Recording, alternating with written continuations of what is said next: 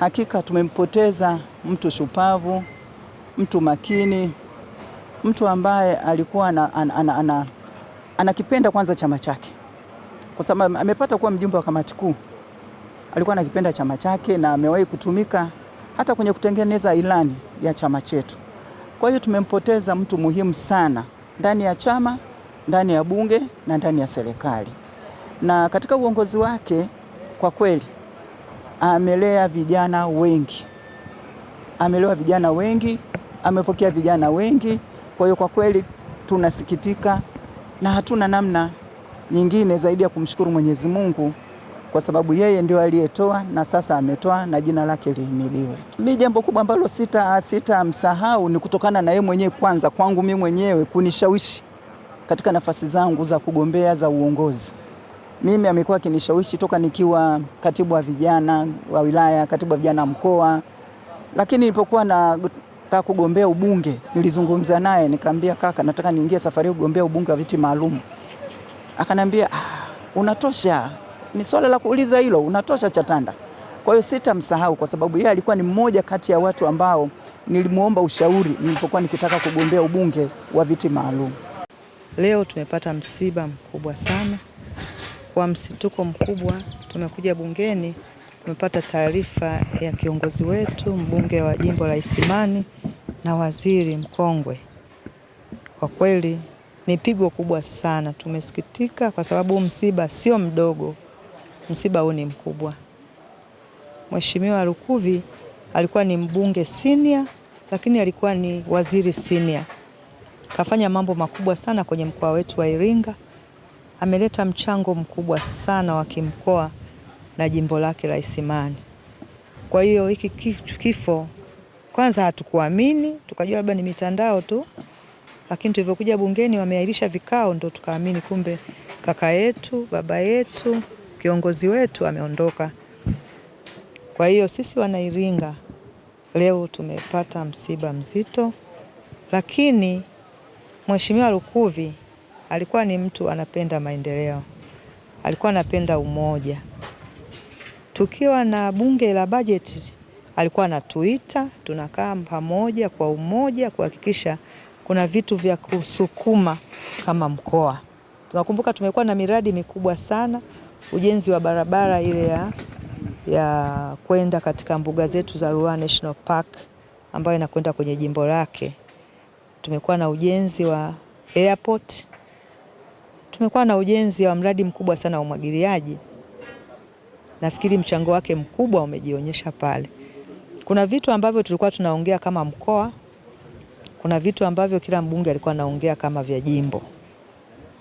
Kwa hiyo hata juzi mkuu wetu wa mkoa wa Iringa alikuwa anawasilisha bajeti ya mkoa katika kamati ya TAMISEMI, na kwa kweli kwa umoja wote tulihudhuria, akiwepo marehemu Mheshimiwa Lukuvi. Kwa hiyo mimi nikiwa kama mbunge niliwaomba wabunge wote wawepo, na yeye hata ni waziri, lakini vitu vya umoja alikuwa havipingi na alikuwa anataka twende kwa pamoja kwa umoja, na ndio alikuwa anasema sisi ni wamoja, tutakwenda kwa umoja. Kwa hiyo kwa kweli tunamkumbuka. Kuna mambo mazito aliongea siku ambayo tunawasilisha mkoa wetu wa Iringa bajeti bungeni, na ndio nafikiri kama alikuwa anatuaga, maana viongozi wote wa mkoa walikuwepo. Kwa hiyo sisi tunasikitika sana, msiba ni mkubwa. Tunaomba Mwenyezi Mungu atupe nguvu tukampumzishe mahali pema peponi, lakini ameacha historia kubwa, maana ndio alikuwa kiongozi senior. Na hata kama mtakumbuka tunapochagua spika, yeye ndio alikuwa ameongoza kile kikao akiwa kama ni senior.